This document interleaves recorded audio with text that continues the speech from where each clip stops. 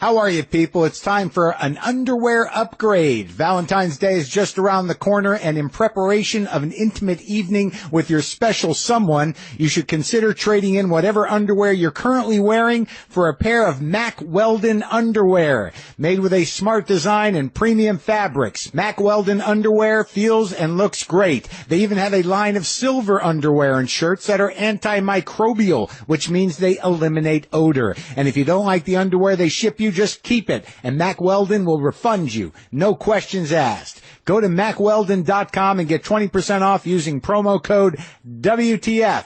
We're also sponsored by Books. Online flower delivery that never disappoints. High-quality farm fresh flowers that aren't cut until you order them, so you know they're going to be fresh. And they're not going to lure you in with one price and then hit you up for a bunch of add-ons. The price you see is the price you get. Plus, you get free delivery on weekdays when you register at Books.com. Be a hero this Valentine's Day and save 20% when you order early at Books.com. That's BOUQS.com.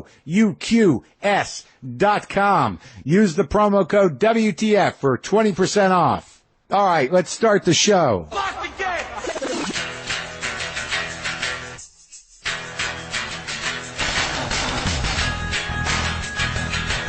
All right, let's do this. How are you, what the fuckers, what the fuck buddies, what the fucking ears, what the fuck nicks? What's happening? This is Marc Maron. This is my podcast, WTF. I'm broadcasting now from an undisclosed location, still out in the world, far away, surrounded by water. Can you hear that? That's not static. That's the ocean outside of my window. A double header today. I got a shorty with Dylan Brody. He's a comedian, friend of mine. He's got a special coming out. Dylan Brody's Driving Hollywood, premiering on the streaming service Next Up on February 14th. Go to nextupcomedy.com. And also the amazing Bill Paxton, who you all know from Aliens, from Weird Science, from Big Love he was in, Apollo 13, True Lies, Tombstone. Great. Bill Paxton's going to be here. So there you go. I've set up the show. I also want to take a moment to say that a friend of mine, a guy who's been on this show, a great rock journalist, Marc Spitz, has passed away at the age of 47. I have no details. I just found out myself, and I didn't find out in a personal way. I don't know what happened, but it does seem to be true. He was a very intense guy. He was very engaged. Led a very chaotic and crazy life. He's a very wild spirit, man, up and down. And he's passed away, and it's a sad thing.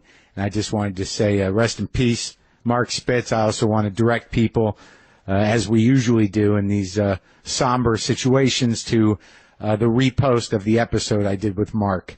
A WTF episode will now be again in the feed if you want to introduce yourself to Marc now that he's gone, or if you miss that. It's out of respect that I do it. So what? I don't know if you've ever been in a relationship with a bully before, but I have. I've been in many relationships with a bully because I'm a bully. I understand it. I've had to do a lot of work on myself to tone it down. It comes from insecurity, it comes from narcissism, it comes from a need to be loved and an inability to love. There's a million things that cause bulliness, but they're never satisfied. And I'm speaking from my own heart here as somebody who has struggled with this type of stuff, but I'm just saying that, many of us are in a fairly involuntary relationship with a pretty intense bully, and they just keep coming. They just keep coming. They just keep trying to knock you off your grounding. They try to knock you off your sense of self. They try to destroy your sense of reality to get you to a place where you don't know what's up or down, and then they can feel, they can feel superior. They can feel like they have power. They can feel like they can get something over on you. But if they're not narcissistic, they, once they get you to that place, they apologize shortly thereafter and try to take care of you. I'm not sure that's in the situation we're all in, but I'm just saying that the only way out of that is to somehow get away from it, to find some space, to get out, to pull your sense of self together, to re-engage with life, but remain vigilant and do what needs to be done for yourself and others. So I've been out here on the island, and it's been very up and down. It's been up and down. It is very relative to my engagement with information coming in through my phone. And also the phone thing. If these phones are so fucking smart, why aren't they more intuitive? Where's the intuitive phone that, you get on and you pop open your browser and it just says, hey, maybe give it an hour. How would that be? Or you're looking at it and it's like, yeah, you know what? You've had enough for now. I think you've had enough. Or maybe it just says, we're all worried about you. Take a break. You're in over your head here. We all have to allow ourselves to have lives. You got to make time to connect and appreciate and spend time with others and talk to others and stay engaged, right? I mean, Jesus, I'm hiking today and I saw a sign in front of this pond. There were 4 ponds. We're on this hike and there's a sign that just says, no fishing, do not introduce foreign fish. And I'm thinking like, well, this thing has really gone too far, this ban. This is crazy. I mean, it was already crazy. Do not introduce foreign fish. My friend Dylan Brody stopped by to talk a bit about what he's got going on. He's got his special, Dylan Brody's Driving Hollywood, premieres on the streaming service Next Up on February 14th. Go to nextupcomedy.com. Before we get to him, I want to tell you a little bit about the history of comedy. It's CNN's new original 8-part series that explores what makes people laugh from vaudeville to the hottest new comedians, movies, and TV shows. The series will go deep into topics ranging from political humor to slapstick, not only to explore the voices that have made us laugh over generations, but also to find out what worked about their comedy, how it was relevant and groundbreaking at the time, and how comedy has evolved over the years. Through archival footage, all new interviews with comedy legends and luminaries, and original material, the history of comedy will explore comedy of all kinds, stand-up, radio, sketch, musical, film, animation, theater, and more, and deliver the definitive story of the art form. The History of Comedy premieres February 9th at 10 p.m. Eastern on CNN. It's a show about comedy, not a comedy show. Dig? And I think I'm in it. I know I talked to them for at least 3 hours, but that could mean I'm in it for 2 minutes. But I believe I'm in it. But okay, so this is my conversation with my friend Dylan Brody.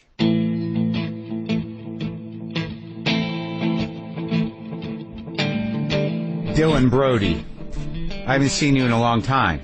I think it's been 3 years, 4 years. You seem to be putting a lot of time into your attire. I always put a great deal of time. I know the last time we were here, I think we talked about you once carrying a sword. I did. I carried a sword in college I as a fashion accessory. So you like to make a bold statement. To say the most. Now it's a 3-piece suit, but not a dandy. We're not a dandy. We're sort of a mixture of Old West and professor. British gentleman professor, the lapel jacket. And notice that the phone is on the watch chain. Uh-huh. So you got a plan. I have to always have some affectation going. So that if I'm at a party or at a meeting and feel awkward. You want to make sure you feel the most awkward possible? No, it allows me to feel as though I have chosen who I am in this circumstance. Yeah. And now if I feel awkward, that's their problem. Interesting. So you say, like, I'm going to trump your awkward with overdoing it. That might be all it is. Yeah. That might be all it is.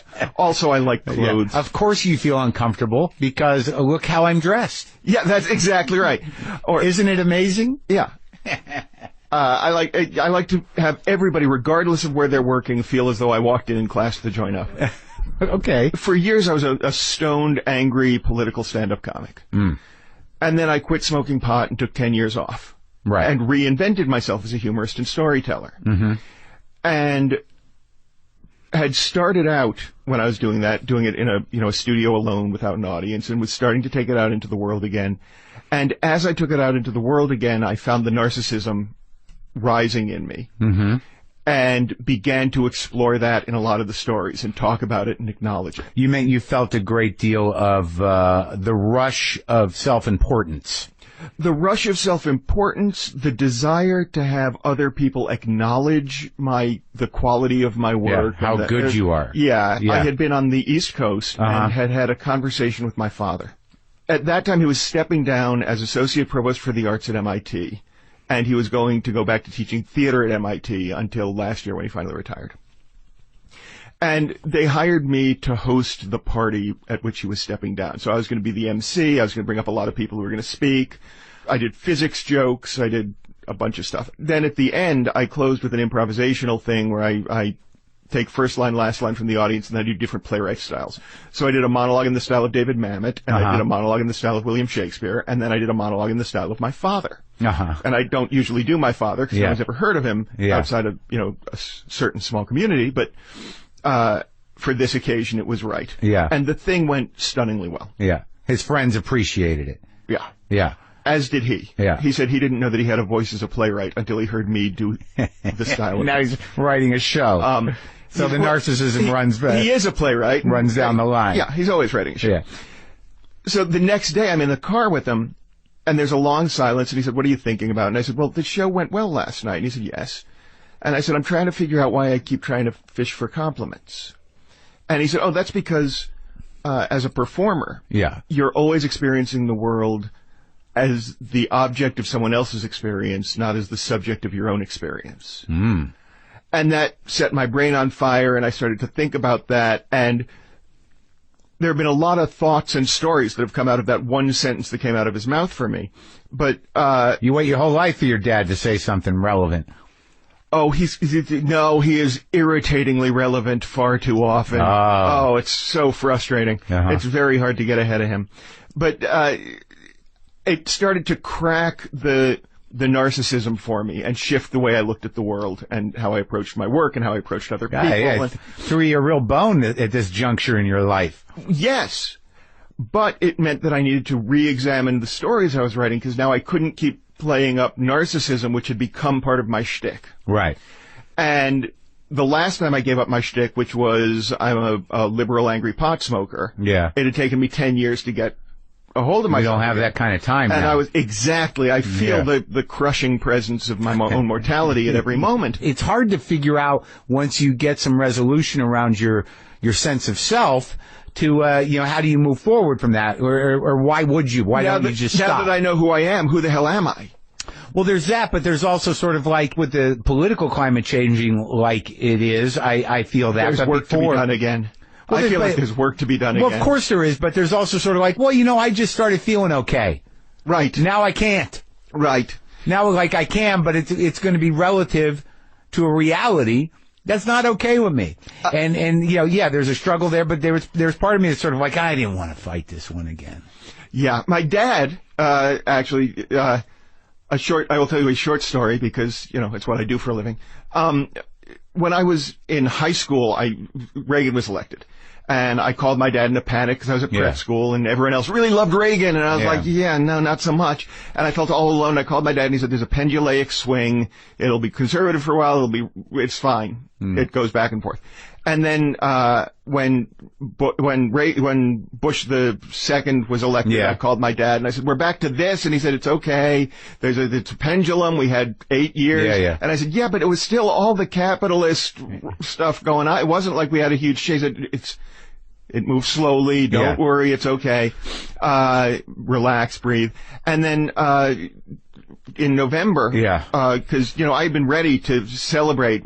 Sure, Hillary was going to win. I was going to celebrate like AIDS had been cured, and I owned the patent. It was like I had unprecedented third-term Democratic leadership. Exactly, and instead I wound up spending the night disguising my attic door as a bookcase. So I called your dad. I called my dad the next day, and I said, "Dad, I need your wisdom and your calm and your insight into this." And he said, "We're fucked." Oh, good. And he called me a week later and he said, you know what, I was sort of joking around last week, but I thought I was done with my days marching, but I just went out and bought new sneakers. Oh, yeah. He's 80 years old and he's going to be out, yeah, as will I. Yeah. On different coasts. Right. And yeah, I feel like there's work to be done. But I feel as though, and my wife agrees with me on this, which might be why we're such a good pair. I feel as though what is not normal is if you don't indulge in suicidal ideation as you go to sleep. In terms of what's happening, or in general? No, just in general. No, I don't have that. That doesn't happen to you? Okay. I don't have suicidal ideation anymore. There are times where as I get older, that I feel hopeless, or that I feel, there's this element of me where I'm like, I was just starting to figure things out and things were leveling off and in a good way. And now, I'm scared.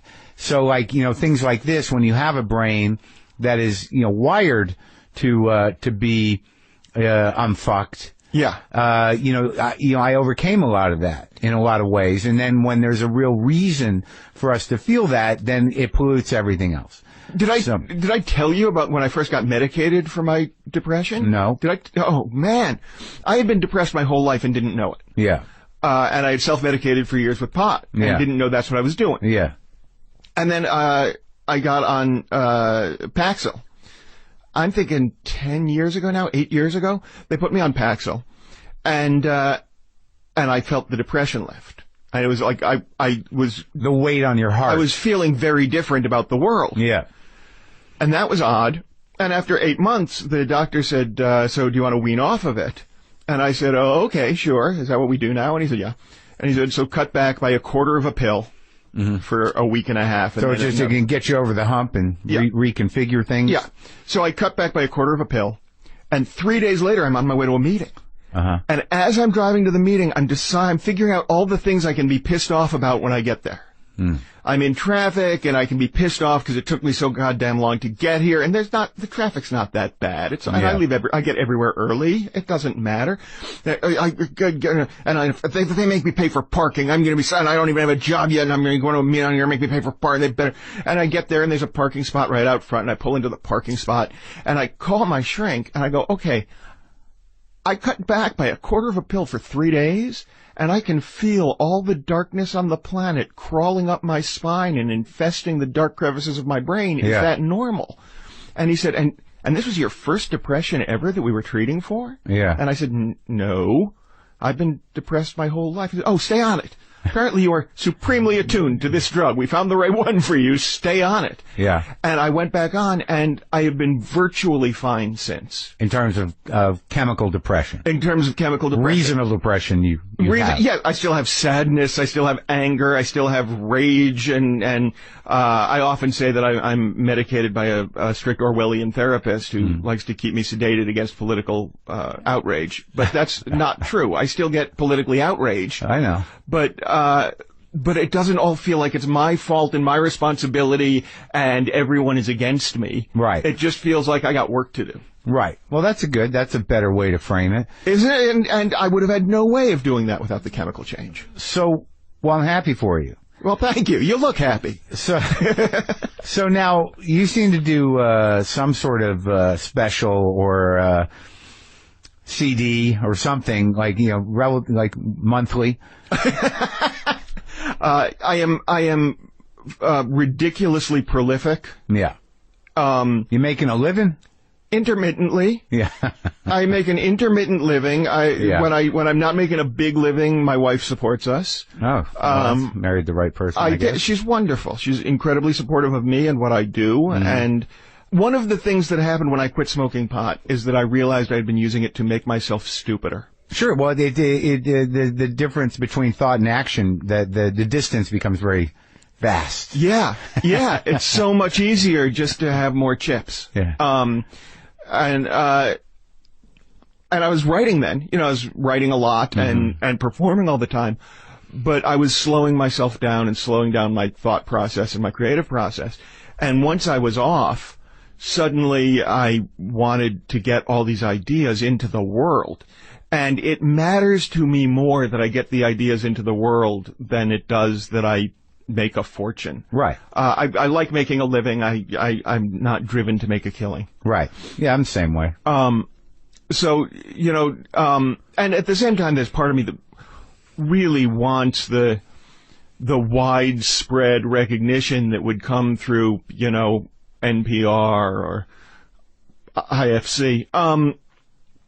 There's the desire to be more accepted by the people who seem to have money to put into projects that I don't always have to put Well, into you'd be projects. surprised at how much of that isn't there as much as you might assume. I figure that to be the case because what I am learning at every step of this career is that there is far more illusion in show business than there is business or show.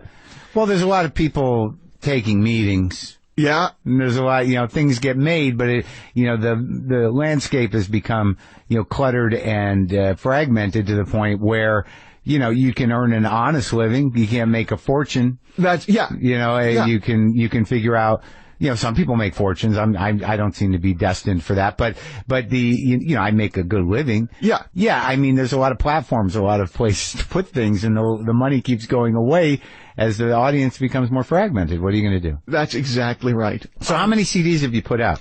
I put out 5 CDs with stand-up records, and then 1 over-length audio digital download with rooftop comedy. Sure. That one is called Dylan Goes Electric. And those are all audio? Those are all audio. And now last year I shot 3 new specials in one night. We had a full house, 3 shows. I catered it.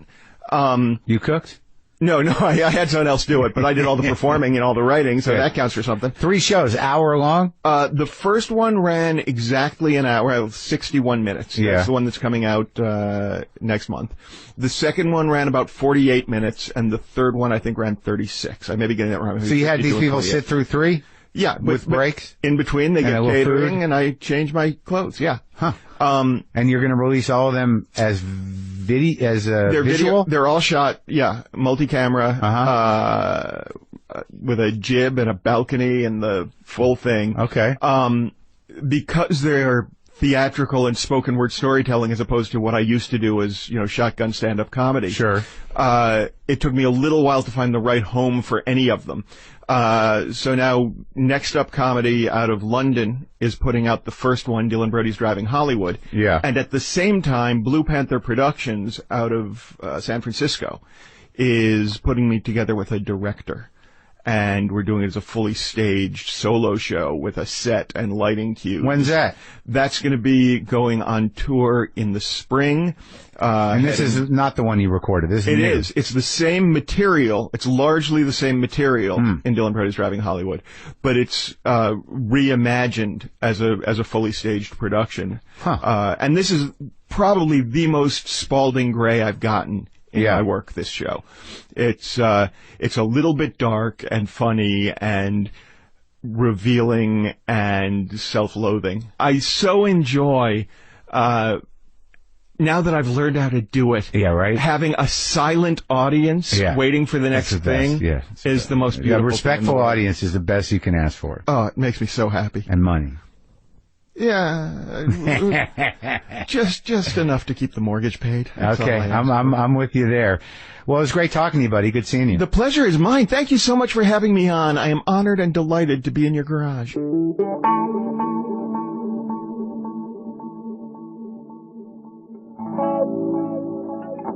Again, Dylan Brody's Driving Hollywood premieres on the streaming service. Next up on February 14th, go to nextupcomedy.com. Dylan Brody. That was good, hanging out with Dylan, but I'll tell you, man, when I got an opportunity to talk to Bill Paxton, I was pretty excited. He's an intense, engaged, lively dude. That was good to talk to him. And I'll share that conversation with you, but if you're looking to hire someone, don't you wish you could post to all the top job sites at once? Now you can. Just use ZipRecruiter to immediately post your job to 100+ job sites. You can also post to social media sites like Facebook and Twitter. Just post once and watch your qualified candidates roll into ZipRecruiter's easy-to-use interface. And ZipRecruiter already has 9 million resumes you can search through in their database. However you want to say it. Find candidates in any city or industry nationwide. This is the last hiring tool you're ever going to need. No more juggling emails or calls to your office. Quickly screen candidates, rate them, and hire the right person fast. If you have any issues, get in touch with ZipRecruiter's support staff. You'll get help from an actual friendly human. I know, crazy, right? Friendly human? Find out today why ZipRecruiter has been used by more than 1 million businesses and has been featured in Forbes, The Wall Street Journal, TechCrunch, and more. WTF listeners can post jobs on ZipRecruiter for free by going to ZipRecruiter.com/Maron. That's ZipRecruiter.com/Maron. Bill Paxton. Who doesn't love Bill Paxton? Seriously. Who among us does not love Bill Paxton? He's on this new CBS show, Training Day, which airs Thursday nights, but you know him from any number of things. Aliens, of course. I got to get him to say that. Well, let's find out. This is me and the amazing Bill Paxton.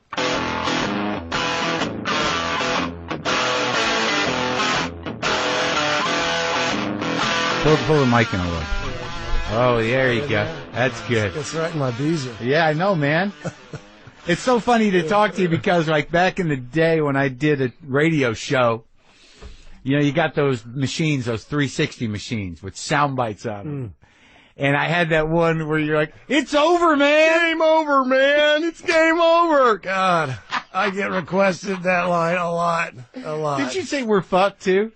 I said fucking A. It's a great scene where, you know, we've had the big shot where we've just been hosed our first battle with the aliens in the APC. Yeah. And Michael Biehn is talking to Sigourney about getting off site and nuking it from outer space. Right. And Paul Reiser's trying to, trying to defend it for the corporation. And I say something like, and Sigourney says something like, it's, we'll get into orbit, we'll nuke the site from outer space, and it's the only way to be sure. And I'm like, fucking A, man. And I hadn't seen that in a long time. And we had a 30-year reunion, which is unbelievable. Really? At Comic-Con. Everybody for was just there. Aliens 2 or all of them? For Aliens 2. Uh-huh. Yeah, it kind of stands alone in a lot of ways. Yeah. I was a huge fan of Ridley's original Alien. Oh, yeah, it's great. But, yeah, the second one, kind of built the franchise, didn't it? Oh, yeah. Yeah. Yeah, but Jim was smart. He knew, the first one is kind of like a ride in a spook house. Yeah. You don't know where the thing's going to jump out. A thriller. And then he thought, you can't do that twice. Right. So this time, I'm going to have them literally coming out of the woodwork. Just as many aliens as possible. Yeah. Yeah. Yeah. And they did what they do, 4? God, I don't even know. Keep tapping that thing. What's funny about sequels, because you're just telling me in the kitchen that the reason that they made Mighty Joe Young was because they had such a great success with King Kong. Huge success. Right. And then they realized, oh no, he's dead. We killed the goose. We butchered it. We barbecued it. So they thought, well, wait a minute. What if we come up with a monkey who's not so big, but still could throw some shit around? Yeah. But you've had quite a fucking career. I've had a bizarre career. Dude, you've been in some of the best movies. Kind of one of these zigzag things, up, down, all around. But where'd you grow up? I was born and raised in Fort Worth, Texas. Really? Yeah. Well, I don't know why I say really, like you'd be lying. The reason I might as well be. The reason I was born there was because of my grandfather, who I never knew, from Kansas City. Yeah. He read an article about a flamboyant wheeler dealer, a guy who was kind of a William Randolph Hearst character forward, named Eamon Carter. And he was sitting in Kansas City reading the Saturday Evening Post in 1935. And he had a hardwood lumber distribution thing. Your grandfather? Yeah, he started this hardwood lumber thing with So he was going to put a yard. He wanted to expand and put a yard in Dallas, but he read this article about this guy in Fort Worth. So he went down there and he went, that's why I'm from there. My dad, after he died, my grandfather died in 1950. Bless you. He took on the lumber business? Well, he joined the lumber business, but he had to kind of answer to his brother and his mother. Yeah. And so he moved down to Fort Worth. And wait, so he was kind of in the lumber business? He was. This was his. He started selling hardwood flooring for his dad when he was 16. So you'd go down. My dad's the reason I'm out here. Really? Oh, he's the reason we're talking right now. He is? Oh, yeah. Why? I think he always wanted to be an actor, but he was the kind of guy who, He was very flamboyant, very colorful. Yeah. Big storyteller, raconteur. What kind of colorful? A true raconteur. Yeah. And he started selling flooring for his dad when he was 16. He was in the war. He was stationed on the Rockefeller Estate outside of New York City. He ended up in Chicago after that because there was a yard down there, working there. Then he met my mom outside of a church, and which he never went to. He said he was a pagan, and not religious folks. Yeah, and then my brother Bob, my older brother, was born in Skokie, and then they moved to Fort Worth. But from an early age, my dad, ever since I can remember, he was taking me to movies and plays, and we'd come out and he'd want to talk about, these. He'd deconstruct him. He'd say, "Hey, I thought the music was great in that movie, didn't you?" And I'm like, "The music? Right. Oh yeah, there's music." So you learned how to art direction, really? And so he was a fan, and but he was sort of a film nerd, and he loved nerd. And he loved art. He said he had a 5th grade teacher, which would have probably been about 1930 for him. He was born in 20. That turned him on to Rubens, Peter Paul Rubens, the Renaissance painter. And he had a great affinity and a great love of art, but he wasn't an intellectual. He read everything. I've been going through a lot of his stuff. My mom passed last June at 90. Sorry. Oh, 90. That's she was ready to go. Yeah. So I've been kind of closing down the house. They had a beautiful library of books, and they just read everything. And they stayed in Fort Worth? Stayed in Fort Worth till about 1980, and then my dad decided it was just too hot down there, and even though my mom and them had friends, he moved out to Solana Beach, California. How far is that from here? That's right next to Del Mar. So they were close. Me to surf, So you saw him? Yeah, I saw him a lot. It was great. We were real pals. Anybody that knew me at all knew my dad. We were a package. Yeah, you palled around a lot? Yeah. And he lived to 91. He passed in 2011. I was in Romania doing Hatfield and McCoy's when he passed. That's a great show. That was a great movie, dude. I can't remember if it was a miniseries or a movie. It was a miniseries. I watched the whole thing because that thing had been sort of dealt with before, but you guys kind of killed it. Yeah, kind of was it you and Eastern Western. Yeah, yeah, it's fucking great. I wasn't sure I wanted to do it. I just come out of Big Love, and I thought, I'd kind of played a pretty religious guy, and the way Randall McCoy was written in this, that he was almost kind of a zealot in some ways. And I called Costner up. They set me up so I'd met him in passing over the years. I've kind of met everybody. Right, sure. I've been around so damn long. But and he said, "Oh man, we're gonna be wearing beards and stuff. It's not gonna be like that show." And like what show? Like Big Love. Well, I was, it was completely different, but I just felt like, wow, I played a pretty religious guy in that, and I loved that show. I did too. We got to talk about that, but I thought, maybe this is going to be, you want to mix it up a little bit. Oh, you were afraid that you'd be typecast as a zealot? Yeah. So and he said, "Oh man, we're going to be wearing beards, and we're going to Romania." And I went, "What? We're going where?" Romania. He goes, "Yeah, I know. You haven't heard about that?" He goes, "Yeah, we're going to shoot the whole thing in Romania. We're going to use all the old sets from this movie Cold Mountain, and we're going to be in Bucharest." And it was a great experience, except, that my pop died while I was on it. But he had done his thing. He got out clean, I like to say. He was 91. Got out clean. And, he lived a good life. Lived a good life, and it faltered a little bit at the end, but really didn't have a tough exit. I guess it puts stuff into perspective, huh? I mean, both of my folks are still alive, and but when they lived when you lived to 90. Yeah, and I was in my 50s when they passed. So I mean, that's great, especially if you've had a good relationship with your parents. Well, that's great. I don't hear that too often. Well, yeah. My dad used to say I wasn't weird. I told him I wanted to be an actor at one point. Yeah. And he said, "You're not weird enough to be an actor. You haven't had enough neurotic, weird stuff happen to you." And I said, "Oh, Dad, I had plenty. Someday I'll tell you." Yeah. But it's weird that Hatfield McCoy's, because it was one of those things that was on like the History Network, right? The History Channel, it kind of legitimized that network overnight because they had such phenomenal ratings. Yeah, because I was flipping around, and I don't know how I heard of it, but I started watching, I'm like, holy shit, this is great. Yeah. These guys are really doing it. You and Costner were really fucking doing it. It was crazy over there, too. Yeah. The Wranglers didn't speak English, and they put us on all these Romanian stallions, and God, we're trying to ride through these hardwood forests. And I realized very early on that with a wide brim hat and a huge beard, I probably just needed to be in the medium and the close-up shots. So I let this guy, and he was a nice guy, but God, he'd gotten hurt doing some medieval times thing over there, and he got hit with a lance and had gone through his left eye socket and out the top of his head. Oh my God! So he had the gnarliest scar you've ever seen. And he was a stunt guy? He was my guy. So he was the guy in the beard on the horse. Yeah, I paid him extra, I tell you. Take care of me here, will you? You're not much of a horse guy? Well, kind of yes and no.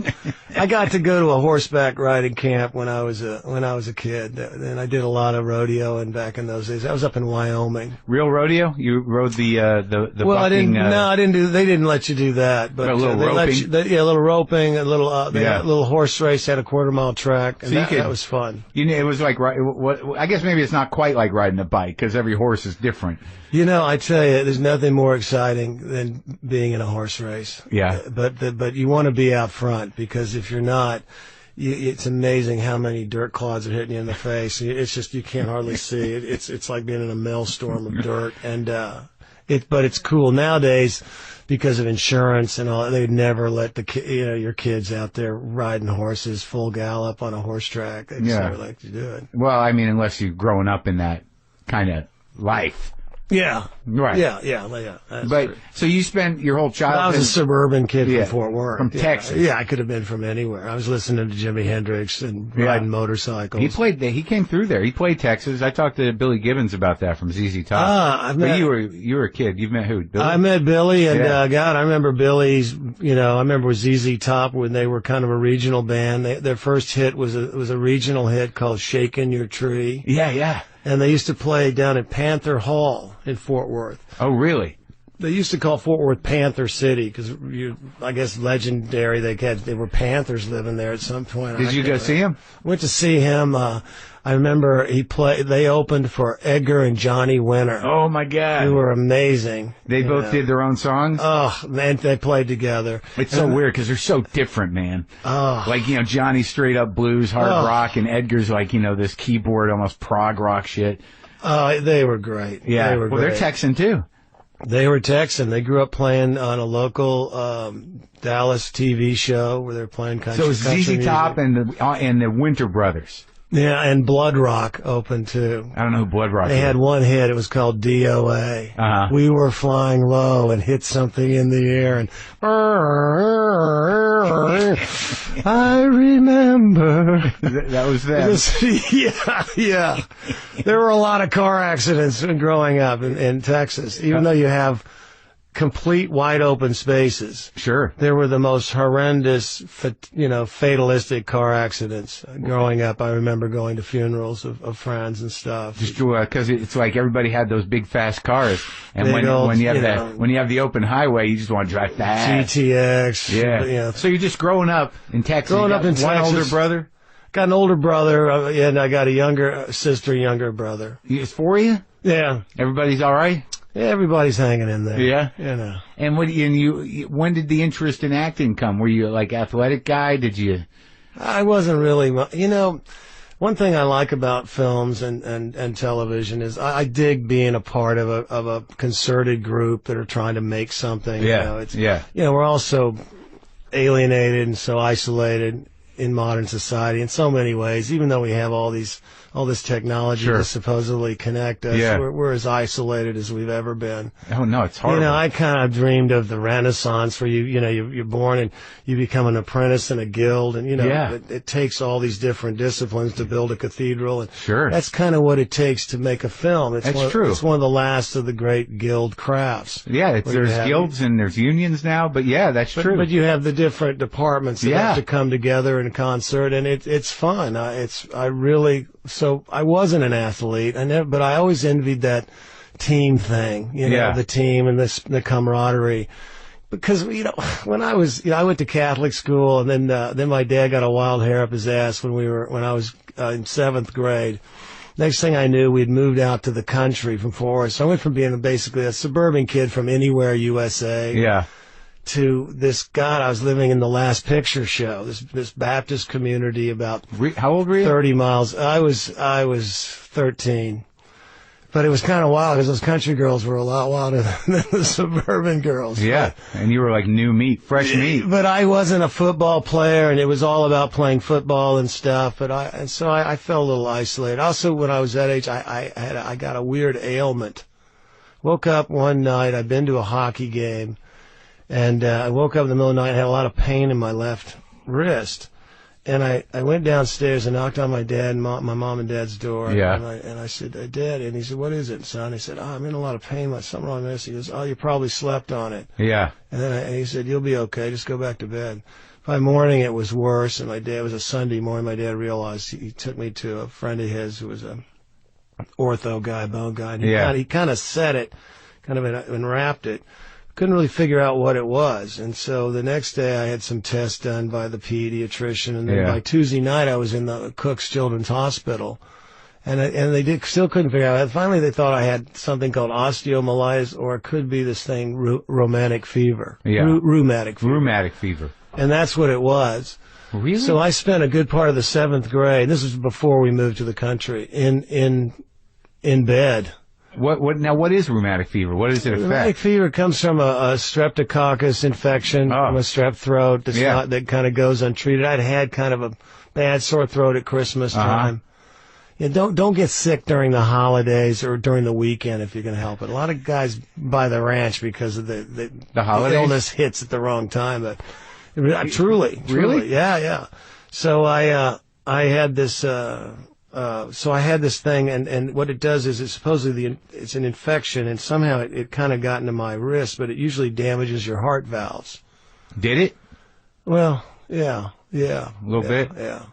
Rheumatic fever. Yeah. It sounds a little... But it kind of isolated me at an interesting age. Yeah. It suddenly made me, because I grew up in Texas, and that sounds like, something out in the country, but again, it was suburban. We lived near a golf course. I spent all my time on the golf course hunting golf balls. Yeah. Listening to the Beach Boys and the Beatles and the Rolling Stones, and then, getting to go to camp in the summer and all that stuff. And, I was a real outgoing kid. I wasn't a jock, but I did a lot of stuff. But suddenly I was in this kind of voyeuristic kind of world where I had a TV, but there wasn't much TV in those days, and I read a lot. And I just kind of looked out the window, and at the golf course. And that was it? About 6 months, yeah. And just sitting in bed? Yeah. Thinking about things? Yeah. No revelations? So your dad was Catholic, but you're not a religious. No, my dad wasn't Catholic. My mother was Catholic. My dad was no religion. Right. He called himself a pagan. But in order to marry my mother, he met my mom in Chicago. It's kind of a good story. He had an apartment. He had a great bachelor pad on Lakeshore Drive, LSD, 1400 LSD, yeah. and he had one of his buddies, this guy named Charlie Dent. He was a young pilot for United, and they were out one night. And my dad, there was some place, I think it was called Dante's. It's kind of a famous old kind of bar restaurant in Chicago, near the Loop. And he saw this gal with these other gals, and he had this buddy, Andy Muldoon. He said, who is that? He said, that's Mary Lou Gray. He said, oh, God, you got to introduce me to her. And he said, well, come on over. He goes, no, not here. Yeah. So he said, so he called him the next day. He said, hey, she goes to my church, and she'll be there Sunday. Why don't you go to church with me? I think it's the only time my dad ever went into a church besides when he married her. Right. Because my dad was kind of guy goes, why do you got to go to a church? Can't you look at this beautiful tree? Yeah. Why don't you just worship under the tree in the nude and just give praise to whatever it is? Right. He's one of those guys. While we were at church, he'd be naked on a chaise lounge in the backyard reading the latest Ian Fleming paperback. Is that true? Yeah, that's very true. Very true. So God, he went to the church and he met my mom. He was with her for 2 weeks, and this is kind of weird. You don't think this is weird, but again, I told you I've been going through a lot of my folks' stuff. I found a picture I'd never seen, and I made a card of it to kind of send out in my mom's memoriam. Oh, that's look at my that. mom and dad. That's in Chicago. That's 1950. Oh, wow. And she's 25. My dad's 30 there. Oh, look at that. He dated her for 2 weeks and proposed marriage to her.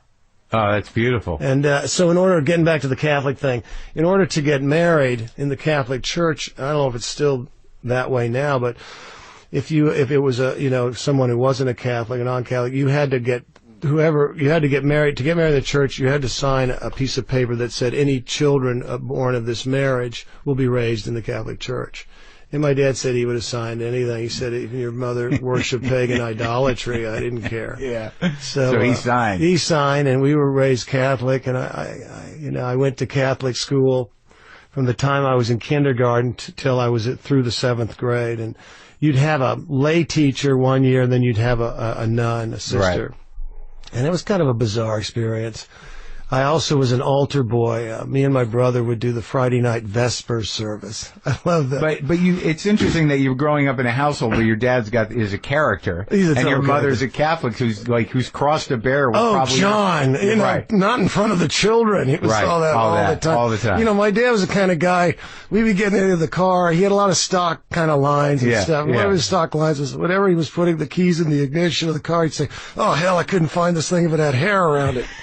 Oh, John, the children, and he go, and we were cutting up in the back seat, so he goes, "Come on, he goes, pipe down, or I'll kick a lung out of you." These were terms of endearment, right? But your mom was just like, "Here we go."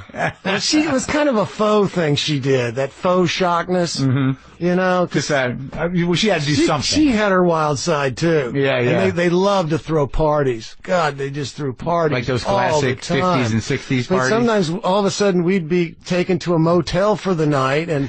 I was raised by a woman named Clemence Jones. I couldn't say Clemence as a kid, so I called her Monsi. I knew Monsi her whole life. Yeah. And Monsi said, "Bill, I knew you before you knew yourself." And if I was cutting up, she'd say something like, "If you're going to be a clown, be a first-class clown and get paid for it." And I want to say thank you, Monsi. I took that advice to heart. You became a first-class clown. Our parents would send us to the motel for that. But then I remember other nights when we were at the house, especially this house on Indian Creek Drive that was near the golf course. That was my parents' dream house. My dad built it with all these great hardwoods, the flooring. Yeah, connections for the woods. And my dad was into art, so there was great art on the walls. And we had an upstairs section, and they could kind of close off the other side of the house. Oh, yeah. And the parties would just be going on. And I remember one of the best memories, it's that sense memory, that smell. Yeah. That really takes you back to a place. But I remember my mother coming up in that rustle of those crinoline dresses, with long skirts, and just that rustle, and coming to kind of kiss me goodnight while the party's going on. And there was this mixture of gin, perfume, and cigarettes. Oh. And it was just an ambrosial smell. Wonderful, wonderful smell. And that, to this day, that's my mother. Wow. It's hard to find that smell out in the wild these days. It really is. You got to go to Europe to catch it. Sure, yeah. Gin's not that popular. No one smokes anymore. Yeah. You got to go to Europe to get that. Oh, that's hilarious. Yeah. So I was like, was your mother, how far back? You're a little older than me. She was a Catholic. I mean, I was reading up on you a little bit. Was she a big Kennedy person? Yeah, but really it was my older brother Bob, because see, I was 11 and he was 8 when Kennedy came through Fort Worth on that fateful trip, and we could see down from where we could see past the golf course, and we could see down to Carswell Air Force Base. And my brother had gotten a telescope. Yeah. And we looked down and we saw Air Force One with the presidential seal on it. And my dad came up, and we were just about to go to bed. Yeah. And it was later in the night, and we'd gotten to kind of stay up. And my dad said, you guys we'll go watch the motorcade drive by. So so I literally had my pajamas on. I put a robe on. I had my slippers on. My brother and I, we got my dad's Jetstar Oldsmobile. We drove down to Roaring Springs Road and parked, and there the whole motorcade went by. And it was late. It was like 11 o'clock at night. It was really late for me at 8 years old. Right after they landed kind of thing? So before right after they landed. They'd had a long day. I know a lot about this story. I became obsessed with it like many Americans, many people of the world. With the JFK assassination? Yeah, really. Yeah, I developed a huge project for Tom Hanks' company a few years ago about it. But the next morning, my brother got my dad up and said, knocked on the door and said, you promised you'd take us to see the president. Yeah. And my dad looked out the window, and it was kind of a rainy morning. And then my dad said, and he thought, I liked Kennedy, but I thought the idea of taking these kids into a crowd in the rain was going to be a complete pain in the ass. Right. And then my brother used the two words that kills it, every deal with a parent. You promised. Uh-huh. So he said, get your brother dressed. And 10 minutes later, we're driving down to... Dallas? No, downtown Fort Worth. They spent their last night in Fort Worth, the Hotel Texas. Yeah. And a crowd of about 4,000 people gathered in the parking lot in front of the Hotel Texas. And there was I found out later, it was just a flatbed truck. They put bunting on. They put a lectern with the presidential seal. And we were probably there for about 20, 30 minutes, and here comes the president. Here comes, there's Johnson, there's Connolly, there's Yarborough. This is 4 hours before it's all it's all going to go down. And Kennedy was really up that morning, and it was something about seeing him in color. Yeah. He's in a blue suit, and his hair was red, and God, he looked great. And he was very jocular. He kind of kidded the crowd. He said, "I'm sorry, Jackie's not down here to greet you good people. She takes a little longer to get ready in the morning. Of course, she looks a hell of a lot better." And, right. There was like an electricity in the crowd. Sure. And my dad was taking turns putting me and my brother up on his shoulders. And even though I wasn't too far, we weren't too far away. Yeah. There was a little kind of an orchestra pit where they'd put the, police block, sawhorses around for the Secret Service, the police, and the media, the newsreels guys. And we were not far behind the crowd. And there were two black guys standing next to my dad and me and my brother in the crowd, and they saw my dad's dilemma. He was kind of trying to put my brother up, my Bob and me, and he said, "We'll take those boys." So for most of the speech, I was on a stranger's shoulders. Yeah. It was kind of a great moment. You know, and I just remembered it. And they found me in a newsreel. Oh, really? Yeah. A few years ago. It's kind of a crazy picture. And because I'm up above the crowd. And, I got this, my dad had us just get, we had crew cuts and stuff back in those days. It was easy. Didn't get as much head lice at school if you had the crew cut. Right. One of those deals. So you went home after that, and then I went back to school, but we got to go to the Tottle House, which was the highlight of our existence at the time. It was one of these great waffle pancake houses. Yeah, yeah. It's kind of like a diner, Rockefeller's diner. Or, I guess in New York they used to have the ones called Schraff's. Yeah, sure. A bag like that. Yeah. And, we got to eat there, and so we got to go to school late. And I remember going to recess, and I was really excited. I'd seen the president, and Kennedy was the man. Yeah, I was like seeing the biggest movie star in the world. Yeah, and we came in off the recess playground, and the radio was on, and we were in one of those single story with the central hallway, center block schoolhouses with the fluorescent lights. Yep. And we went in, I was in the third grade, Sister Annette, I remember, and all the lights were off. We were told to put our heads down on the desk, and the radio was on, and it was announced that Kennedy had succumbed to this assassin's bullet. And the nuns were all crying, and it was just unbelievable. And I couldn't believe it. I was 8.5, and I was just like, I just saw him, that's not right, that can't be, and all this stuff. And I remember that night, my brother was so distraught, my 11-year-old brother. He's my oldest brother and always was a sensitive guy. Yeah. And I remember he came and got in my bed with me that night. We had our own rooms. Yeah. We had shared rooms up to that point, but we were living in this dream house of my parents. And I kind of experienced the grief of it through him. He was leveled, huh? Yeah. Just shattered. I don't think he ever got over it. It's one of those things, That was if Kennedy was your man, he was to a whole generation. The youth looked up to him. Well, yeah, and also nothing had ever happened like that in modern America. No, out in the open. Oh my God. I mean, the implications of it, like you said, like not unlike many other people, became obsessed with the spectacle and the tragedy of it. It's like something out of a Greek tragedy. You couldn't no doubt.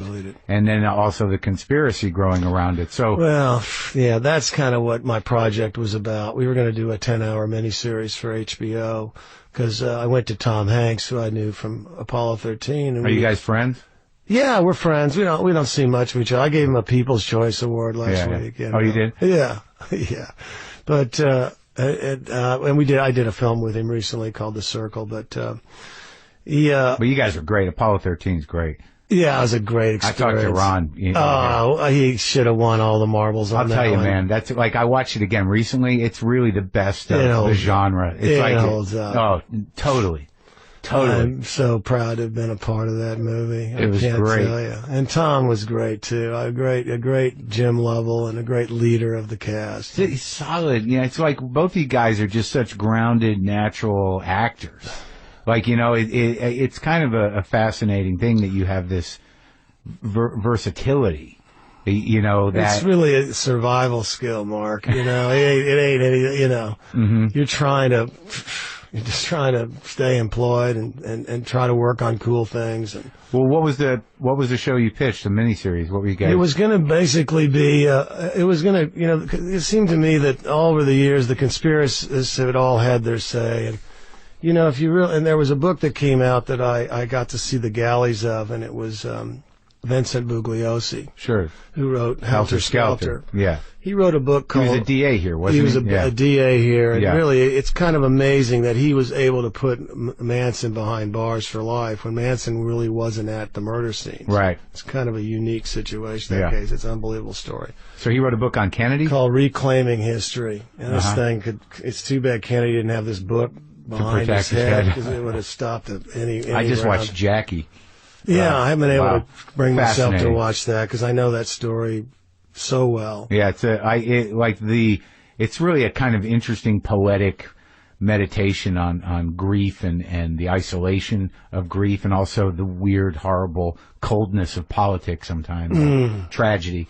Well, then Hirsch trying to kind of try to solidify his legacy and of Camelot and all of that. A bit of that, but I mean, also I thought I got a lot of Kennedy stories that nobody's ever heard because of my research. Oh yeah. Yeah, but basically, I'll give you a couple anecdotes. But we were going to do 10 hours, and it was going to be kind of like concentric circles on a bullseye. 1 hour is going to follow what Kennedy was doing that weekend, and each one we're going to do one on Ruby, one on Oswald. And finally, by kind of deconstructing it and laying it all out, it really isn't such a mystical thing that happened. When you stand in the book depository in the window next to the one where Oswald fired from, you think, God, I could have hit him with a BB gun. You know, it's not some kind of like, it was a real magical shot or magic bullet. And the one bullet that just didn't fall apart like bullets do. It was still kind of looked pristine, but if you look at the end of it, you can tell it has been fired. And that was the one that supposedly was thrown on the gurney. Right. It just went through two men, and by the time it got through Connolly, it just kind of plopped out. Yeah, it just kind of plopped out. But I got to know a guy named Milton Evans. Yeah. He was a William Morris agent, but at the time of the Kennedy thing, he was running Peter Lawford's company. He helped produce the Rat Pack movies. And he was a Kennedy. Lawford was married to Eunice Kennedy. Yeah. I think it was Eunice Kennedy. And he told me some crazy stories. He told me about going to the White House. Yeah. During the whole height of the Kennedy administration with Peter Lawford, and Kennedy really liked to listen to the Camelot soundtrack. Richard Harris singing Camelot. He had it on the thing, and he said one day, I don't know, this is kind of a crazy story. He said he went down to take a swim, and there were two Secret Service guys standing by the pool, and I don't even know where that pool is. I don't know where it is in the White House Summit. And he said, "Oh, maybe it's a bad time." He said, "Oh no, it's okay, Mr. Evans." And he kind of thought, "God, they know my name. They probably got a dossier." Go on in. And he went into the pool, and there was Kennedy. Yeah. In the pool with these two gals. They're all naked, and he said he called Milty baby. He goes, "Milty baby, come on, join us." Yeah. And Milton was kind of a teetotaler and had been married for many years. Yeah. And he just said, "Gee, I'll see you at dinner, Mr. President," and kind of left. And there's that side of Kennedy. Yeah. And then, but then, he remembered, seeing him.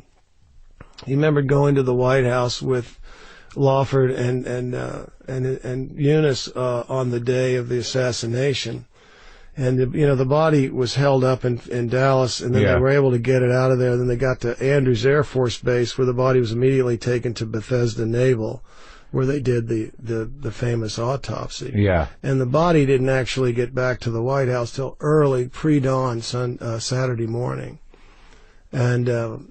That's an amazing story, that drive from that hospital with Jackie in the car. And but Milt got there in the early evening with the Lawfords. And there was a famous, well, they made this movie called The Butler or something. I'm trying to think of his name. His name was Eugene something. And he was Kennedy's valet. Yeah. And he had been with Kennedy that morning. And he's running around the White House trying to accommodate all the house guests, the Kennedy family, and Peter Lawford and Milt and all these people. And Milt said to him, he said, Eugene, I'd like to have something of the president's. And he said, oh, I'll get something. He brought him back a Cartier watch. And Milt said, I can't take that. He said, can I have a couple of his neckties? Milt I held these neckties, kind of amazing. But he told me this story that's never really been documented about the Kennedys having a wake in the dining room of the White House. The family. On the Saturday night that Milt was present at. Yeah. And there they are. And it was almost like, he said, it was almost like a cocktail party was going on. An Irish wake. An Irish wake. Everybody was getting completely hammered. Yeah. Except Rose Kennedy, who sat there very stoic. Yeah. The mother with a drink in her hand. But she said at one point somebody took off took off Ethel's Kennedy's wig and put it on Milt. Milt was a balding guy, you know. And everybody said, look at Milt. And everybody started laughing. And Milt just said it was the most surreal thing he had ever witnessed. There's another guy named Siegenthal, who was a Secret Service guy, who kind of substantiated the story. And he said it was as if Jack and Jackie had retired early from the party. Oh my God! The weirdest damn thing. That sounds pretty weird. And now, was that part of your show? Were you going to? We had a lot of that stuff in there. Now, why doesn't a show like that go? What did Tom? Well, think? You know, Tom was all in. But 2008 happened. You know, we started working on this in about 2006, and 2008 happened, and we were trying to get it ready for the 50th anniversary. 2011 would mark the 50th anniversary of the great inaugural speech. Mm-hmm. You know, when inaugural speeches were really something to be inspired by. And then it was going to be 2013 was going to be the 50th. Yeah. That's a significant anniversary of a historical event. We thought, let's have something ready to go. And Tom's company had built a reputation doing these long form dramatizations of American history, Earth to the Moon, boy.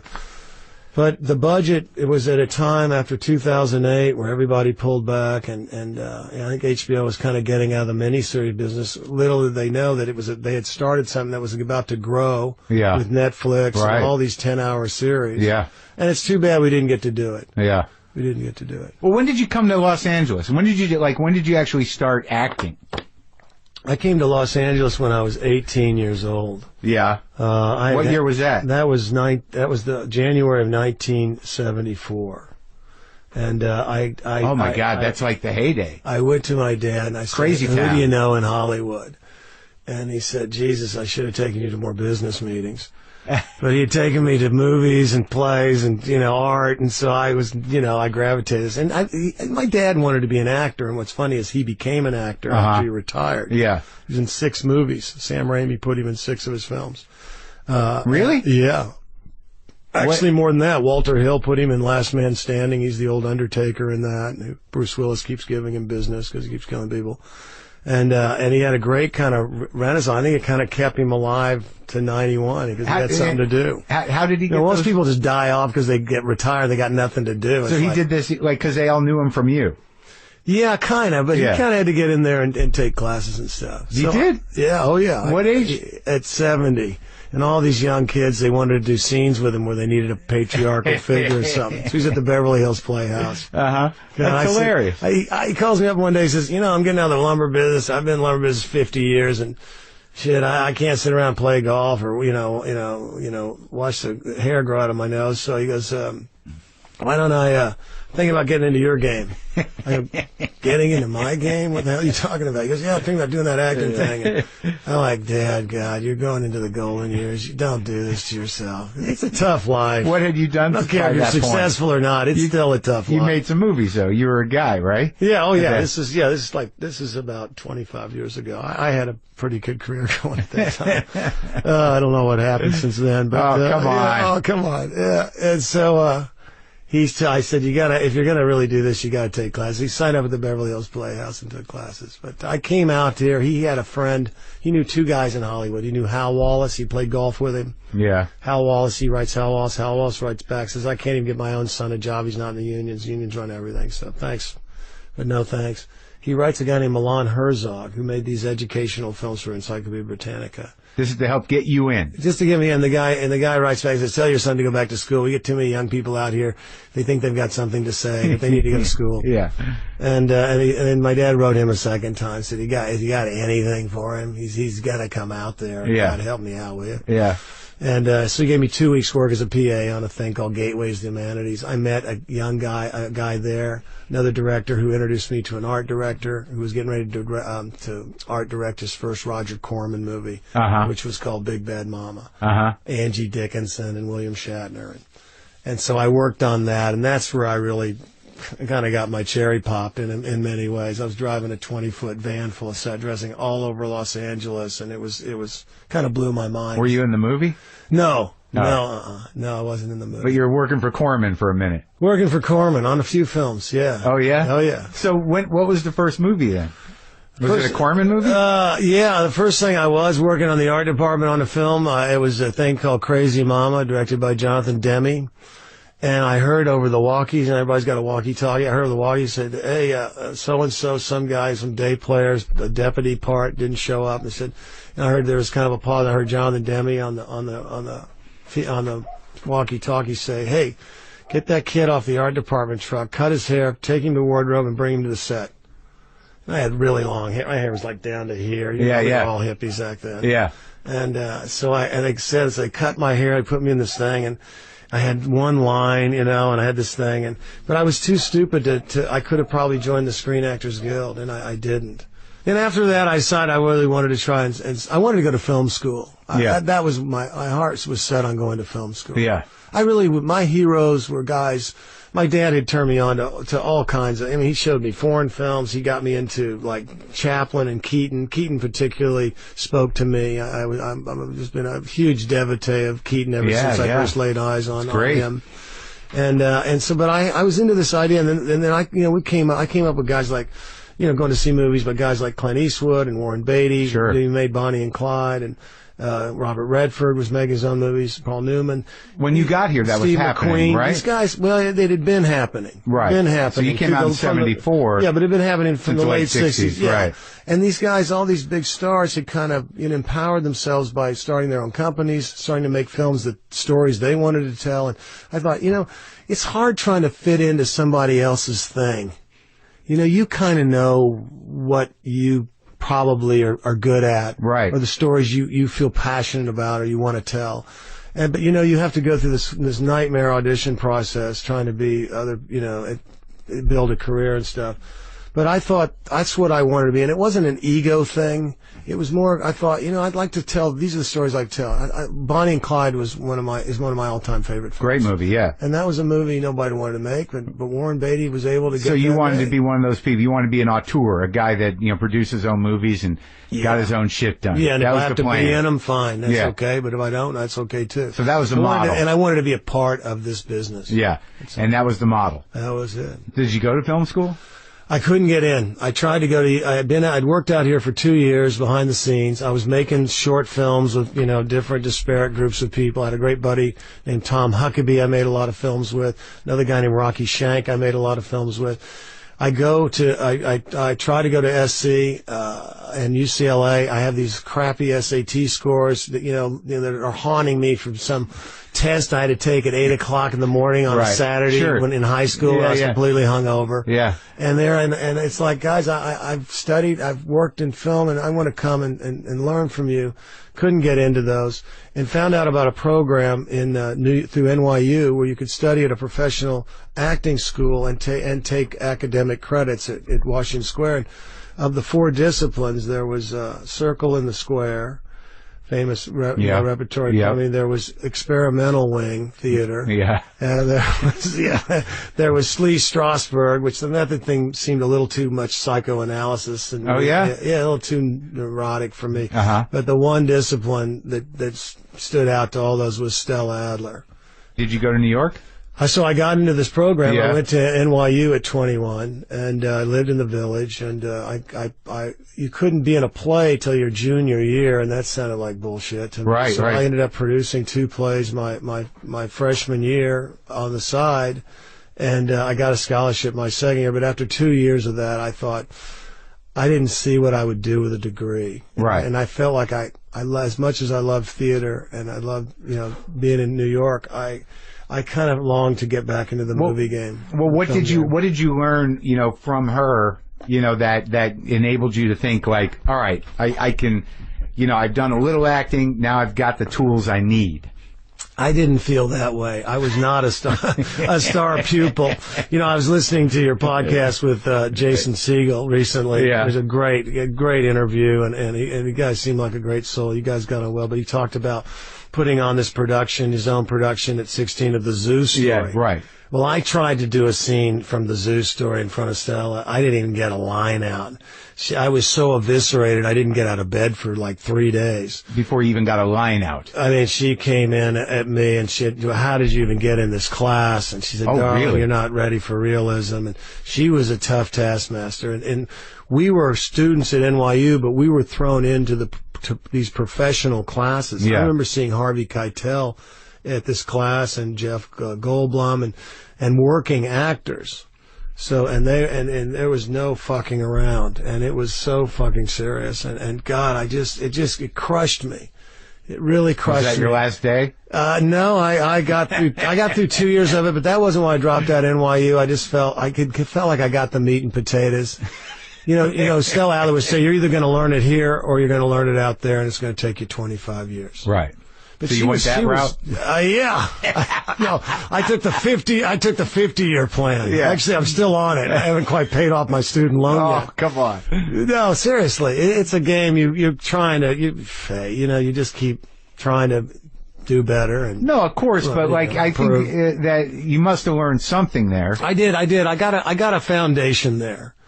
But I remember between my freshman and sophomore year, I needed to make some money. I had found a loft down in Tribeca. Yeah. Nobody lived down there. Now it's all doorman and $100 million buildings.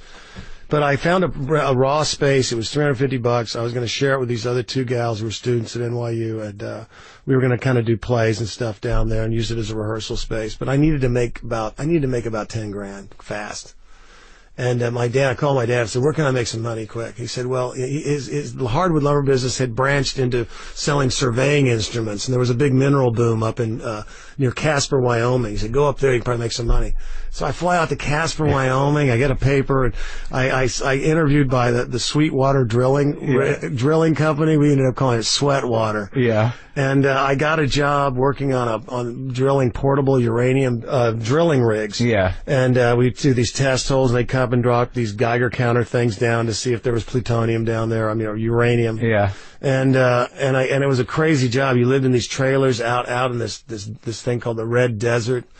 And we had our own cook, and there was about 12 of us. And it's kind of preparing you for being on set. It was something else. Yeah, it was something else. And God, the food was great, but we worked our asses off on that thing. And how long were you out there? I was out there for about 12 weeks. And in the weekend they'd drop us off in town, and I'd stay in this old rundown hotel in downtown Casper. This is the summer Star Wars comes out. So I'm kind of bored now. I brought this book with me that I'd bought in New York at the theater bookshop. And it was a book, a biography of Buster Keaton. Uh-huh. And it was called Keaton by Rudy Blesh. Yeah. It's a great biography. Yeah. And I started reading this thing out there on the prairie, and I was just mesmerized by Keaton and his story and how he'd started out in the medicine shows with his dad, and how Harry Houdini saw him fall down a flight of stairs when he was 2 and said, that's some Buster your son just took, and they started calling him Buster Keaton. And so that weekend I was so bored, I went to the public library and I said, and looked, and they had these Super 8 Black Hawk films. You remember those? Sure. And they had a bunch of Keaton shorts. And I said, is there a way I can see these? I said, well, I have a projector. You can go up in the conference room. Yeah. And I went up in the conference room and watched these films. And I thought, I'm going to make a film while I'm on the weekends. Yeah. So I started making my own Buster Keaton film. In Casper, Wyoming. On the weekends, and I recruited the local drunks and the guy in the pool hall and a gal that I met. Oh, I was even so bored, I even had a job as a waiter at the Ramada Inn. Yeah. And I met a gal there named Rebecca Schmidt, and I got her to be my heroine. And the guy in the shoe repair place. Black and white? No, I shot it in color, Super 8, and called it Heart Luck. Because there was a lost Keaton film called Hard Luck. But, so really I guess that was it, you know. So I went back to NYU for a year, but then I thought. What happened to that film? It's around somewhere. I don't know. It's in a closet somewhere, probably, you know. But I sent it back to all the people. I wasn't able to go myself, but I had it copied, and they had it was in the middle of winter in Casper, Wyoming, and they had a get-together, and all these disparate people that I'd kind of pulled together in the town. Oh, really? They went to the screening? They had a little screening there, and I thought that was really cool. That's what I love about filmmaking. Again, it goes back to that. Ensemble, you said something too on one of your interviews about, we're all kind of in the, you got to stay out of that weird mind trap, that place where you're isolated and you're in that, it's just that, it's like I describe it as this void, this abyss. Yeah. And sometimes you kind of circle it, but boy, you don't want to get in there. And you said it was a beautiful line. I wrote it down about you got to stay engaged with people. Yeah. That's what saves us. Being engaged with other people. I know. Believe me. I think that's a beautiful thing, Mark. And I want to say you bring that to these interviews. Yeah. And when I heard that, I go, God, that's really it. Oh yeah, because if especially now, now more than ever, toppling into the pit of self is easy, and I've done enough excavating. Yeah, me too. Too much. The tough thing about this business, people always see the success. You had this and you had that and you had an interesting career. Right. But I have so many stories that didn't work out, and all the times I've been left fallow, where I've had to be out there trying to hustle a project, where I know I've got a good project. I shouldn't be out there hustling. I should be working. Right. But it's just not that way. Yeah. It's not because I'm special. It's just these are my skill set. And don't waste it. I want to give something. But you've been pretty fortunate, in the last years anyways. You've done some great work. Last year I got to a point where I was so, I don't know, confused, dismayed. Really?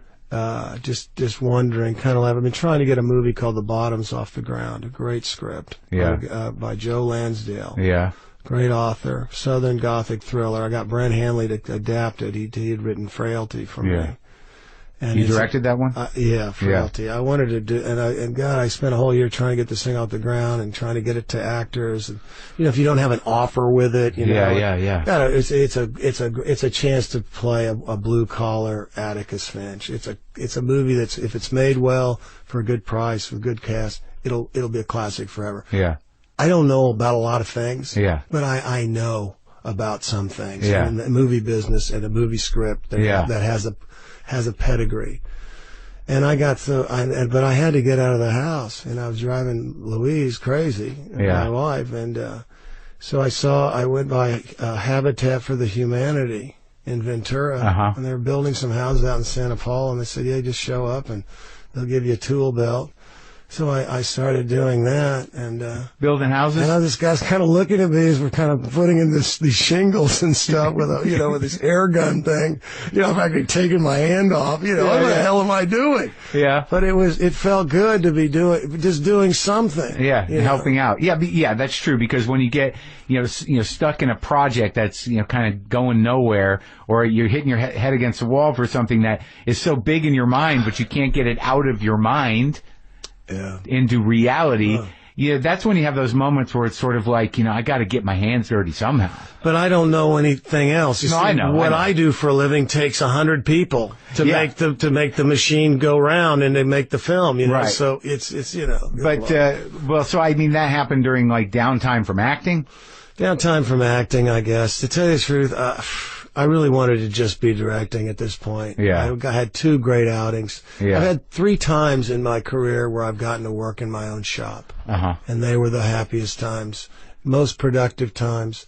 And weirdly enough, the most giving times, because I was empowering other people. Yeah. I produced a film that Mark Wahlberg and I and Juliana Margulies starred in called Traveler years ago. That was after Twister. I was able to get that off the ground. I produced it, and I was very involved with it. A guy named Jack Green, Clint Eastwood cinematographer, directed it, but I was very involved. I didn't see it. It's a nice little picaresque kind of film about Irish-American gypsies, travelers, flim-flam guys, and then I got to direct Frailty, which was a great experience. And then I got to do a Disney film. My agent, Brian Swartstrom, who I've been with forever, who's really thrown stuff at me, like the series Training Day. I thought, I can't do that. Yeah, you should try it. And weirdly enough, it's been a fun experience.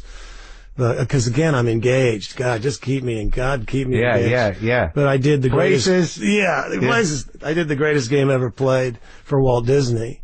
And it's a sports film, but Frailty and Greatest Game are kind of considered classics of their genre. I'm very proud of those films, but I got to not just empower myself. Right. I got to give other people a leg up and give this actor a shot and give this guy a chance to do this. Set deck, set design. The composers, from everybody on down. And set deck always kills me, because you walk into these things, you're like, this is crazy how perfect this is. I'm true to the art department. Yeah. I like to say I made the ultimate sacrifice. I became part of the set as the actor. But no, I love art direction. My dad loved art direction. That's one of the first things he called my attention to. I remember coming out of Dr. No with my dad, and he was like, yeah, the art direction, Dr. No's hideout and stuff. And he was like, yeah, it was cool. And that girl, she was great too, Dad. Yeah, oh yeah, Ursula Andress. She's all right. Yeah. That kind of stuff.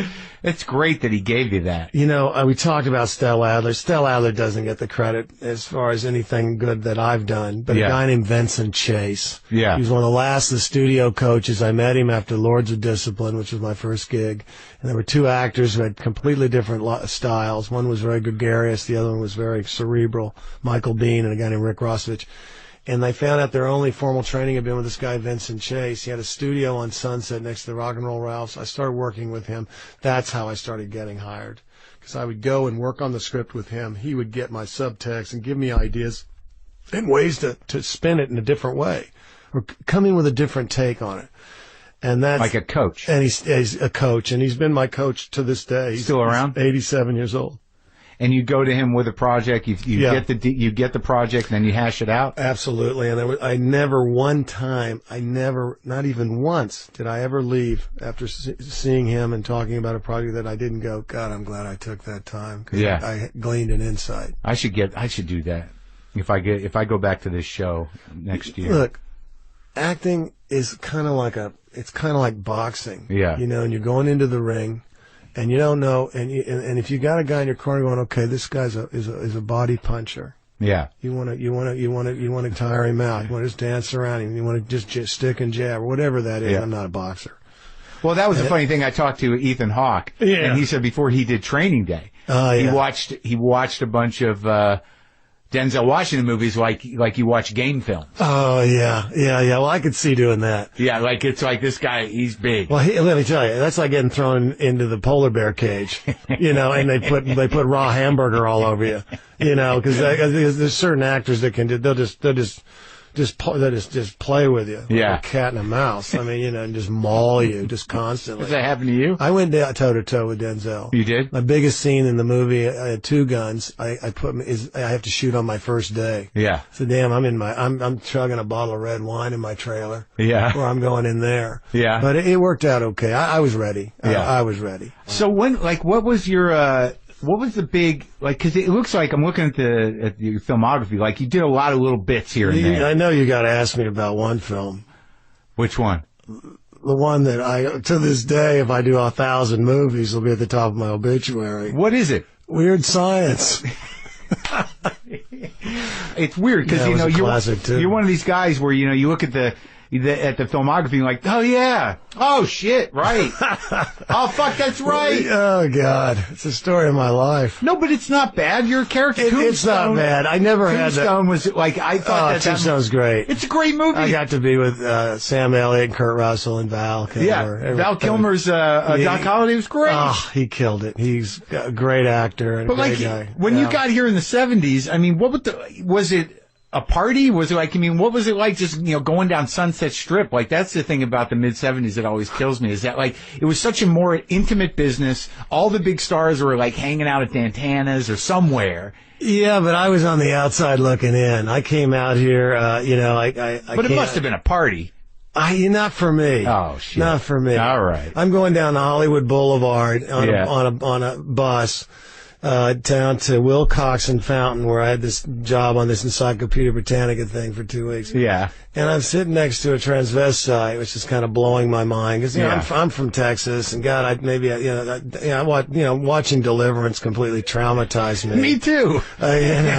Squeal like a pig, indeed. Good Lord. I didn't remember how graphic it was because oh my God, my grandparents brought me by accident. Oh, that movie. That's a real accident. Yeah, and and then like when I saw it recently, I'm like, holy shit, it's a lot more graphic than I thought. It's so disturbing. Oh no and shit. Ned Beatty, talk about a brave performance. Oh, no kidding. And the way he's so shamed after that happens, and he can't even look at the rest of them, and they're all kind of saying, hey, it's okay. And no, it's never going to be okay again. But I'm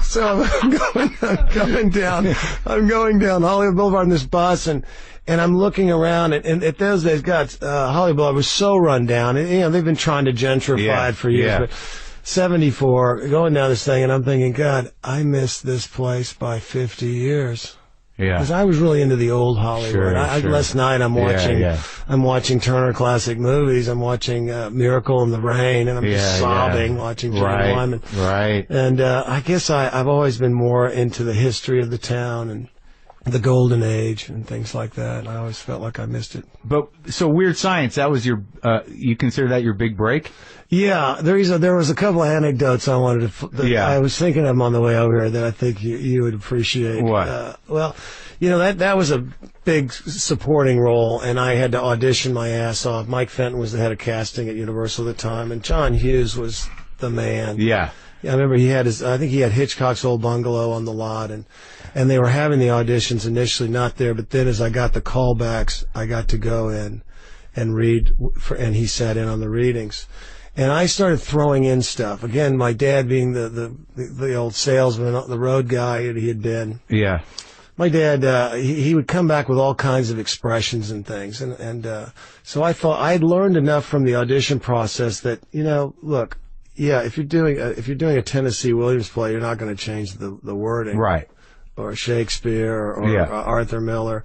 But in a screenplay, it really is a blueprint thing. Yeah. And it's malleable. And in the audition. And you try, you just want to everybody's going to say the same lines. Right. So why not say it a different way? Right. Or do something, make them look up. Yeah. I built a time bomb one time.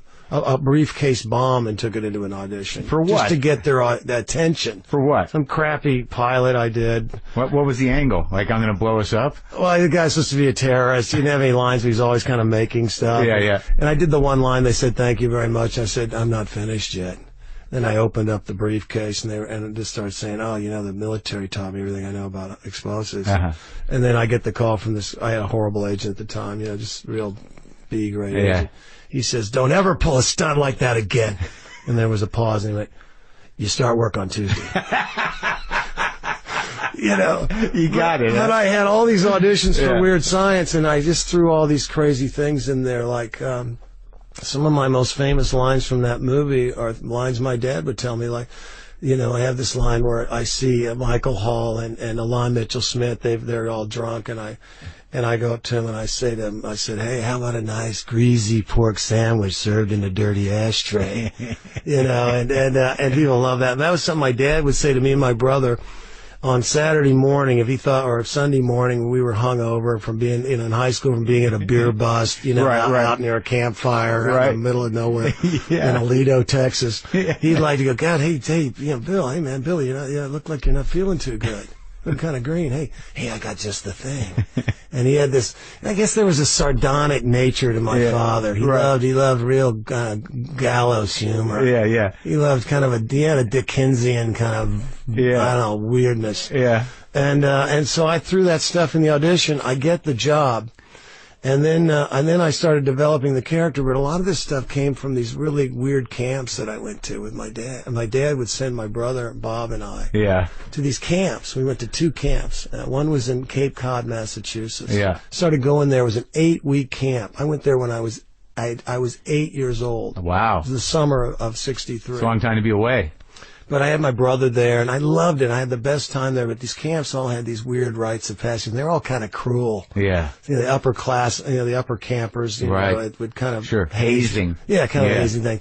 We had this thing at this other camp, it was called the Rough Ride, and you had to go on the Rough Ride. And it was for the younger campers, but if it was your first year at the camp, even if you were coming in as an upper camper, or even if you were a first-year counselor, you had to go on the Rough Ride. Yeah. And I'd heard legendary stories about the Rough Ride. And it was a ride that started at midday, and then it went to the night. Yeah. And it had a legend because these guys would ride through at the camp completely covered in mud, yelling, and it just looked like they'd been on a hell ride. At the end of the day, they'd ring a bell, we'd all come up to the main lodge, and they'd ride by. So we go out on this camp, you know, these guys would come, these counselors, everybody was really nice, you know, camp, the counselors were nice. But when the Rough Ride, they'd read these lists at the lunch hour. There were about 5 Rough Rides. You didn't know which one you were going to be on. And all of a sudden, these counselors, nice guys, they come in with kind of war paint on, and just kind of a pissed off expression on their face. And we're going to read the candidates for today's Rough Ride. And when you hear your name, you stand up and you say, "Ready to ride, sir." So they call out your name, Marc Maron or Bill Paxton. Yeah. You jump up, you go, "Ready to ride, sir!" Yeah. You know, and they kind of be like, "Yeah. Yeah, we're going to see how ready you are." You know, psychological. Yeah. And we did all this stuff. Another one we had was, which I used in Weird Science, there's a funny moment where I go downstairs the next morning, and there's this, and there's Elon Mitchell Smith, and he's got Kelly LeBrock's panties on, but at first I don't see that, and I see that he's got a nice omelet there, and I go, "Hey, that looks pretty good. Let me see that." And I throw these eggs up against the bottom of the cabinet, and I put the pan out, and they just drip down. I go, "Now make yourself one, dickweed." Yeah. And so that came from a gag on the Rough Ride. You ride everybody up to this mountain river, just rushing river, and there's this huge bluff across the river going straight up about 200 feet, and at the top are this Indian paintbrush. It's wildflower. Yeah.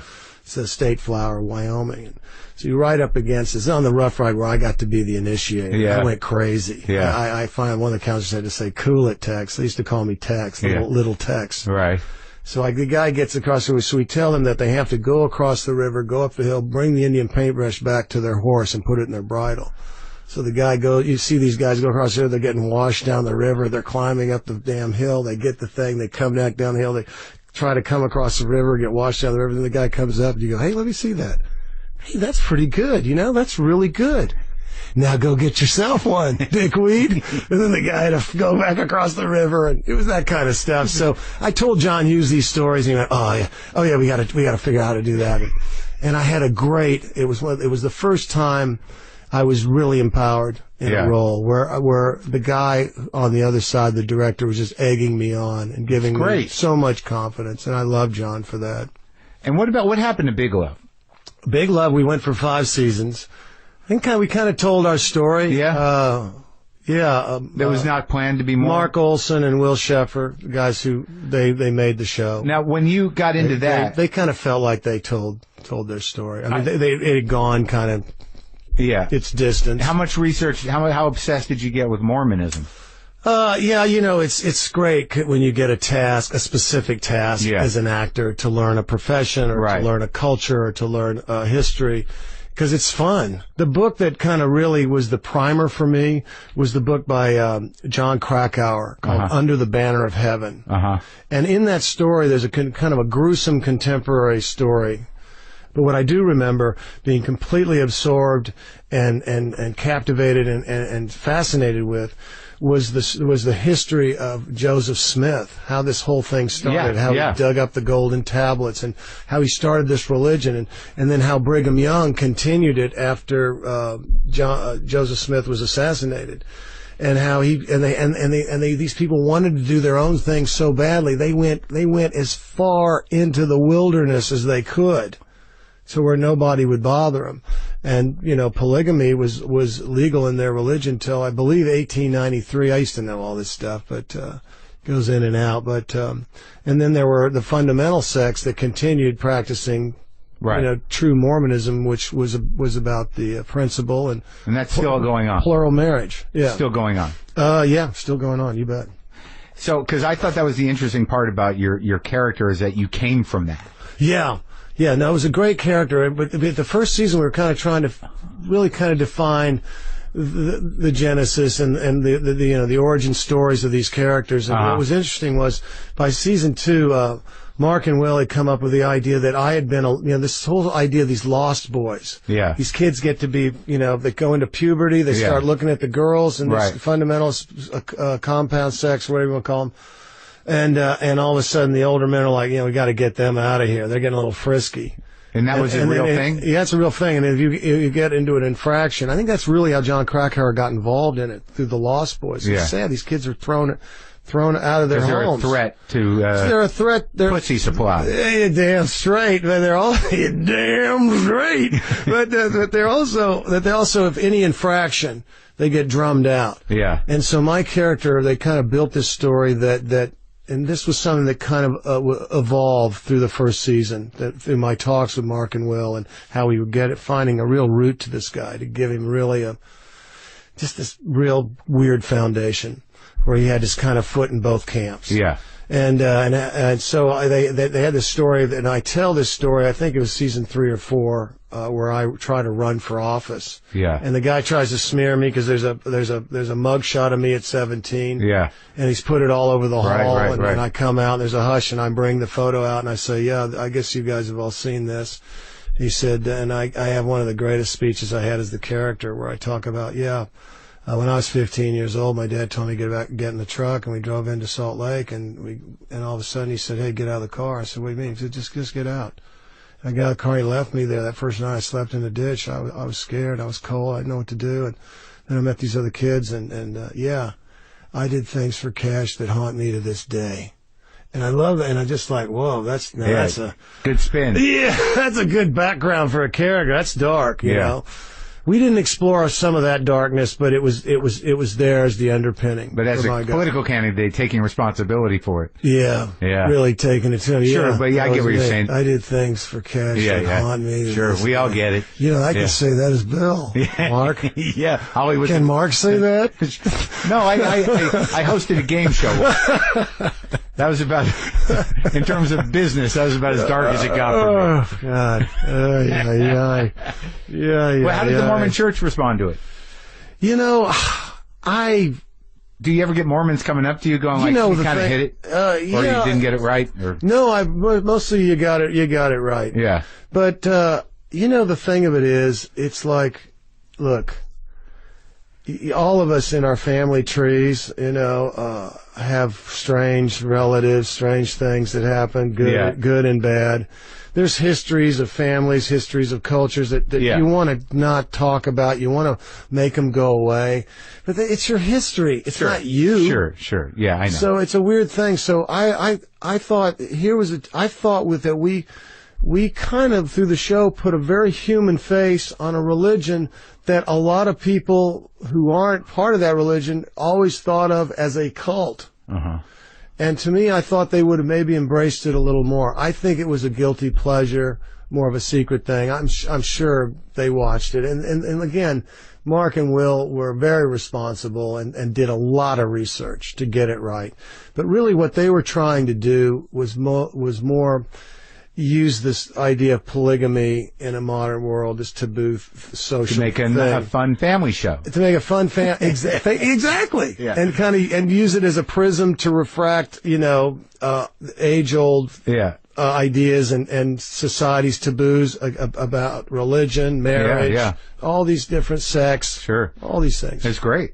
So, what have you found in the stacks of your dad's papers that has blown you away, other than that picture you showed me?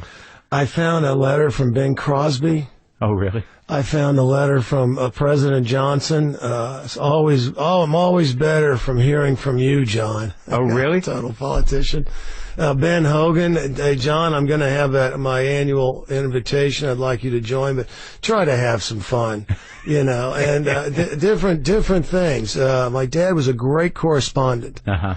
But he didn't write long letters to people. You don't want to bore him, but he just kind of, if he'd had a nice dinner, like say he'd had this interview, you'd get a letter from him that again, Mark, I really enjoyed meeting you, and I think it's a great show. Oh, I wish you continued. It's nice social etiquette. Very good, very good. So you're actually getting to know him even more through this stack of stuff. Yeah. Was he a perfect man? Was he a virtuous man? Absolutely not. I think my parents kind of dropped the ball by the time we all became teenagers.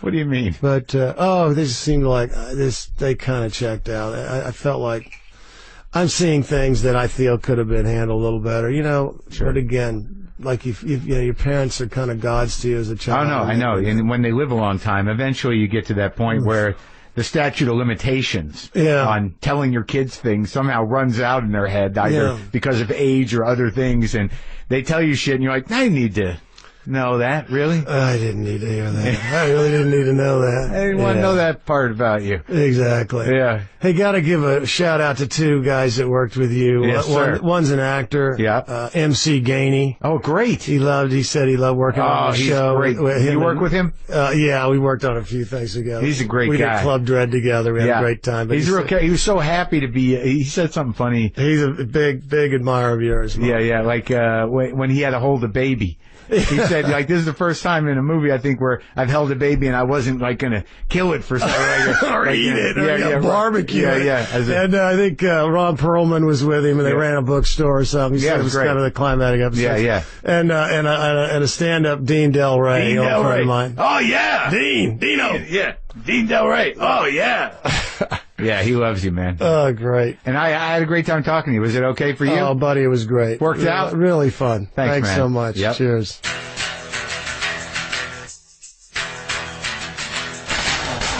All right, that was fun. Thanks again to the History of Comedy for sponsoring us today. The History of Comedy is a new CNN original 8-part series featuring archival footage, plus clips of recent shows, movies, and stand-up, as well as current interviews with some of comedy's biggest names. I'm in it, I think. I'm pretty sure. I'm not saying I'm one of comedy's biggest names, but I'm pretty sure I'm in it. That's The History of Comedy. Premieres February 9th at 10 p.m. Eastern on CNN. Go to WTFpod.com for all your WTF pod needs. I'll be in Durham, North Carolina on the 17th, Friday. I'll be in Charlotte on the 18th. And a lot more dates coming up. If you go to WTFpod.com/tour, you can find them and come see me. And we'll hang out for a little while. Hopefully we'll have a nice time. All right? I don't have a guitar with me. Boomer lives!